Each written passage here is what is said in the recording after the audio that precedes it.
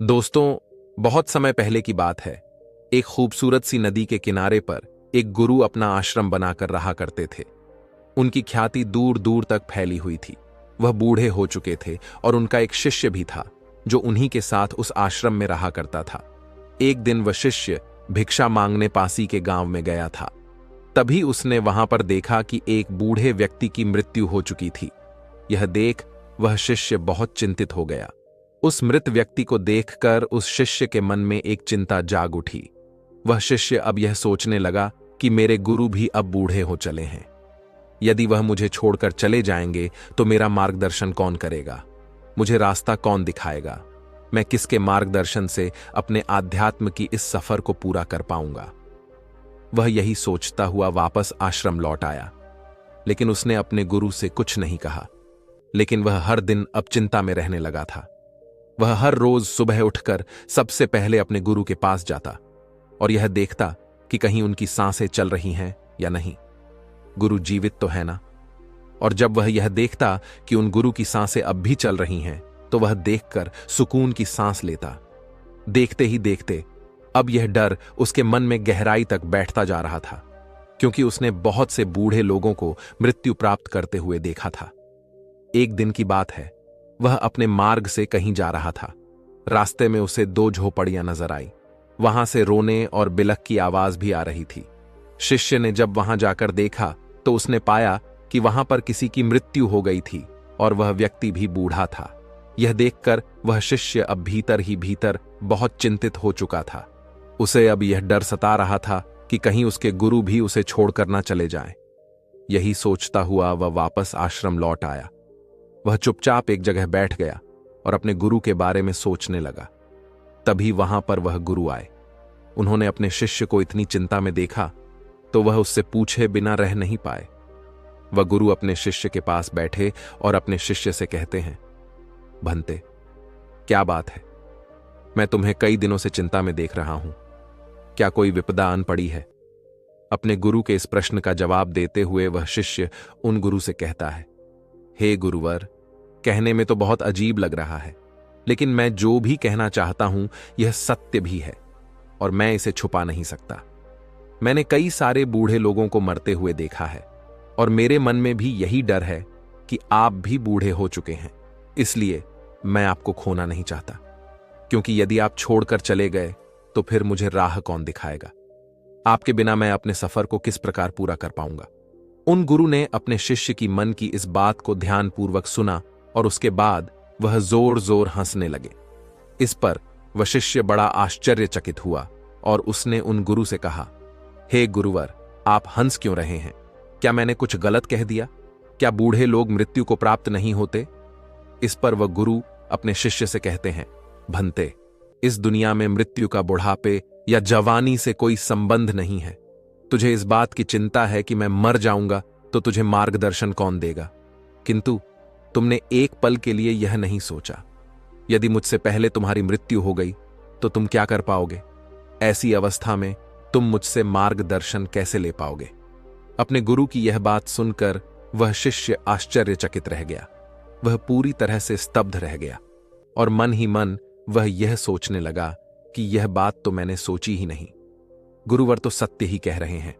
मैं तो यह सोच रहा था कि केवल बूढ़े लोग ही मरते हैं, किंतु वास्तविकता तो यही है कि बच्चे और जवान भी मरते हैं।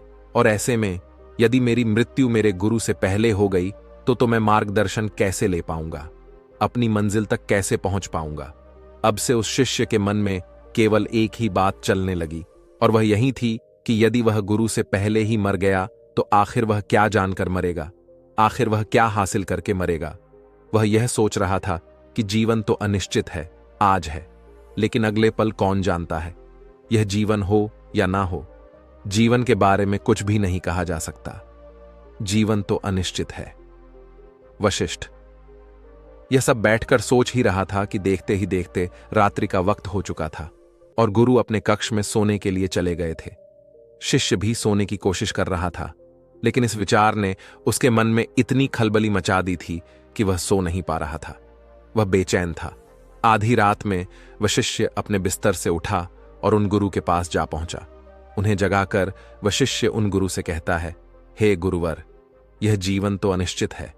पता नहीं मैं कल का सूरज देख पाऊंगा या नहीं। यह मैं नहीं जानता, और जीवन के बारे में तो कुछ भी नहीं कहा जा सकता।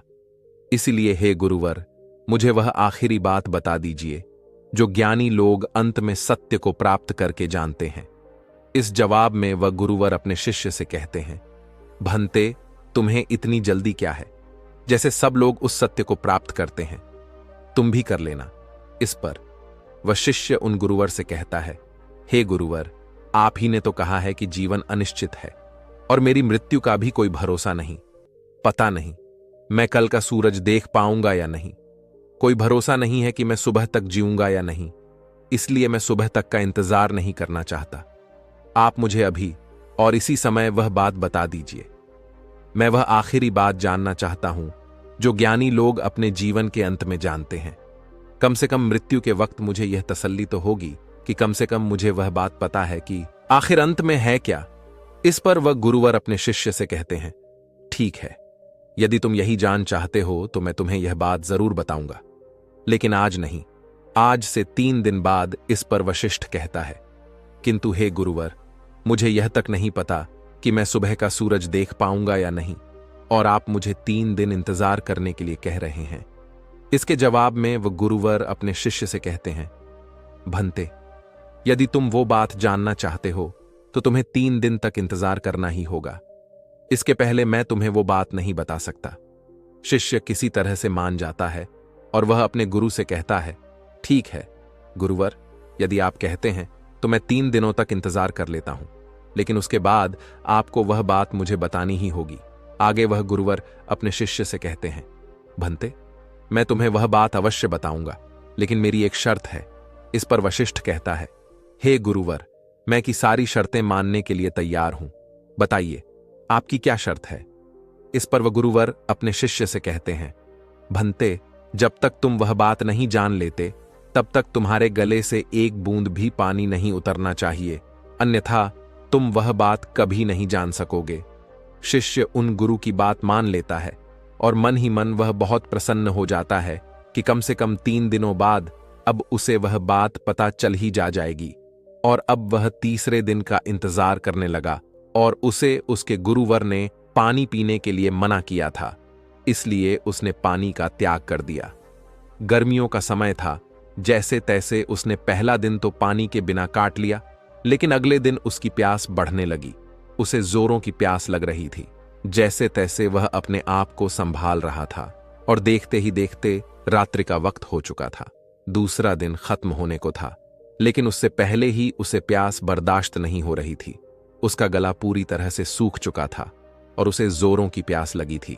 वह पानी पीना चाहता था और उसे अपनी प्यास अब बर्दाश्त नहीं हो रही थी। इसलिए वह अपने गुरु के पास गया और उसने अपने गुरु से कहा, हे गुरुवर, मुझे बहुत जोरों की प्यास लगी है, क्या मैं थोड़ा सा पानी पी सकता हूं? इसके जवाब में वह गुरुवर अपने शिष्य से कहते हैं, भंते, यदि तुम वो आखिरी बात जानना चाहते हो तो पानी मत पीना। यदि तुमने पानी पी लिया तो मैं तुम्हें वह बात बता ही नहीं पाऊंगा। इसलिए यदि तुम वह आखिरी बात जानना चाहते हो तो तुम्हें तीसरे दिन तक इंतजार करना ही होगा। और हां, यदि तुम वह बात नहीं जानना चाहते तो कोई बात नहीं, तुम पानी पीने के लिए स्वतंत्र हो। शिष्य ने जैसे तैसे खुद को मनाया और वह तीसरे दिन का इंतजार करने लगा। देखते ही देखते सुबह हुई, लेकिन अब वह तीसरा दिन उस शिष्य पर भारी पड़ने लगा था। उसके होंठ, उसका गला पूरी तरह से सूख चुके थे और उसे ऐसा प्रतीत हो रहा था मानो उसे चक्कर आ रहे हों। उस शिष्य को ऐसा लग रहा था कि मानो वह अभी अभी जमीन पर गिर पड़ेगा। वह जैसे तैसे किसी तरह से अपने आप को संभालते हुए उन गुरु के पास पहुंचा और उन गुरु से कहता है, हे गुरुवर, यदि मैं प्यास के कारण मर गया तो वह आखिरी बात कैसे जान पाऊंगा, और फिर मेरे 3 दिनों तक इंतजार करने का क्या लाभ? इस पर वह गुरुवर अपने उस शिष्य से कहते हैं, भंते, यदि तुम्हें प्यास लगी है तो मैं तुम्हें पानी के विषय में कुछ बातें बताता हूं। पानी का कोई रंग नहीं होता, यह श होता है, यह नदियों में बहता है, हम तक पहुंचता है और यह बारिश के रूप में भी बरस जाता है। पानी से हमारी प्यास बुझ जाती है।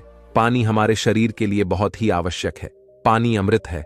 इस पर वह शिष्य क्रोधित होते हुए अपने गुरु से कहता है, हे गुरुवर, पानी की बातें सुनकर मेरी प्यास थोड़ी ना बुझने वाली है।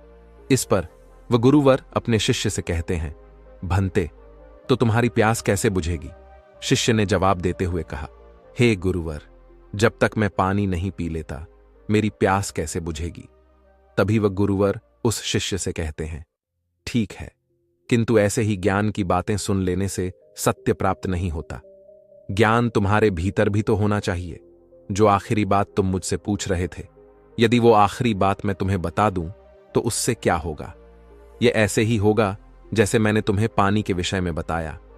पर क्या इससे तुम्हारी प्यास बुझ गई नहीं? तभी वह शिष्य उन गुरु की बात काटते हुए कहता है, हे गुरुवर, मैं आपकी बात समझ गया। वह आखिरी बात मुझे खुद ही अनुभव करनी होगी। तभी उन गुरु ने शिष्य को पानी पिलाया। तभी अचानक वह गुरु शिष्य के चरणों में जा गिरा और शिष्य से कहने लगा, भंते, अब मैं बहुत बूढ़ा हो चुका हूं। मेरे पास अब ज्यादा जीवन भी नहीं बचा। मेरे शरीर में अब वह जान भी नहीं रही। और यह सब मैंने केवल इसलिए किया कि वह आखिरी बात बता देने के बाद तुम यह ना मानकर बैठ जाओ कि तुम्हें सब कुछ पता है। अब सुनो, मैं तुम्हें वह आखिरी बात बताने जा रहा हूं। इसे ध्यानपूर्वक सुनना, लेकिन मेरी एक बात हमेशा याद रखना। जब तक तुम इस चीज का खुद अनुभव नहीं कर लोगे, यह बात केवल तुम्हारे लिए बात रह जाएगी। इसका तुम्हें कोई लाभ नहीं मिलेगा। परंतु उससे पहले यह जान लो कि इस दुनिया में जितनी भी बातें कही गई हैं, वह सब केवल बात बढ़ाने की बातें हैं। कोई भी बात जब कोई कहता है तो उससे कई सारी बातें निकलती हैं। हर व्यक्ति अपने हिसाब से बात को समझता और कहता है। इस तरह से एक से अनेक बात निकलती है और इसीलिए इस दुनिया में सत्य कहने की कोई भाषा नहीं है, कोई बात नहीं है। सत्य ही है जो वो आखिरी बात है जिसे कहा नहीं जा सकता। कृपया भाग 2 के लिए चैनल को सब्सक्राइब करें।